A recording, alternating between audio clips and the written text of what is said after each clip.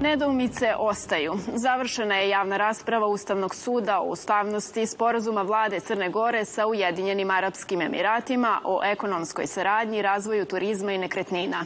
Predsjednica Ustavnog suda Snežana Ermenko poručila je da će konačna odluka biti donijeta nakon sveobuhvatne analize. Tokom rasprave iznijeti su argumenti da sporazum može biti u suprotnosti sa Ustavom, dok vlada tvrdi da se njime ne narušava ustavni poredak. Sporazumi su ranije usvojeni u Skupštini uprkos protivljenju dijela javnosti i protestima građana Ulcinja.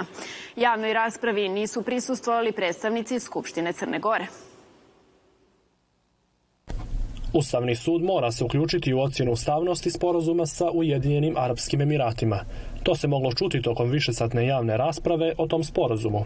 Za jednog od podnosilaca inicijative za provjeru ustavnosti, odbornika u Skupštini opštine Budva Đorđa Zenovića, sporazum je problematičan iz više razloga. Ustav Crne Gore, kako kaže, ne garantuje strancima pravo na imovinsko vlasništvo.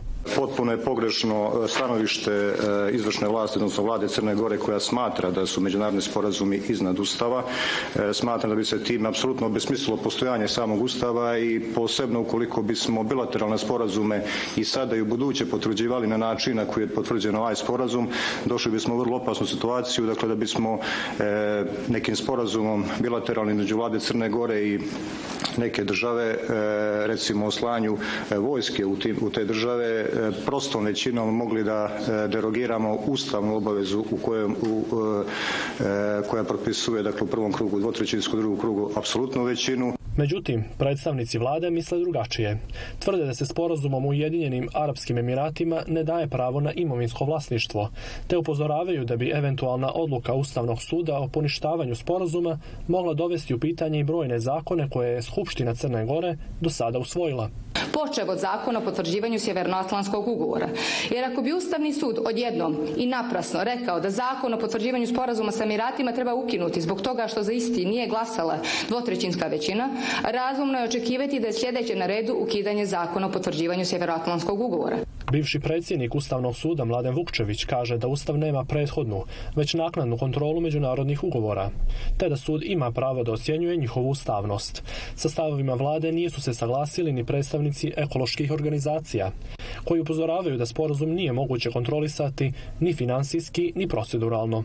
Iz Centra za istraživanje ptica dodatno ukazuju na problem pripreme planske dokumentacije sa predstavnicima Ujedinjenih Arapskih Emirata, bez uključivanja crnogorske javnosti. Došli bismo do same situacije da entitet zajedno sa vladom može derogirati zaštićena područja unutar Crne Gore, koja su zaštićena na nacionalnom nivou po nacionalnim propisima i pravilima, i samim tim da može doći do prava na zakonske intervencije radi sprovođenja projekata, što nas dovodi do zaključka da je moguće također po odluci vlade, a poštujući ovakav sporazum, ne raditi procjene uticaja na zaštitu životne sredine.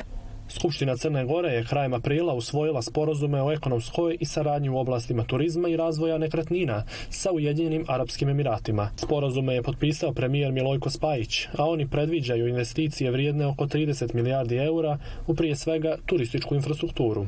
Predsjednik Crne Gore Jakov Milatović vratio je zakon o potvrđivanju sporazuma Skupštini na ponovno odlučivanje, ocjenjujući da njegov sadržaj otvara brojna pitanja u vezi sa usklađenošću sa ustavnopravnim poretkom.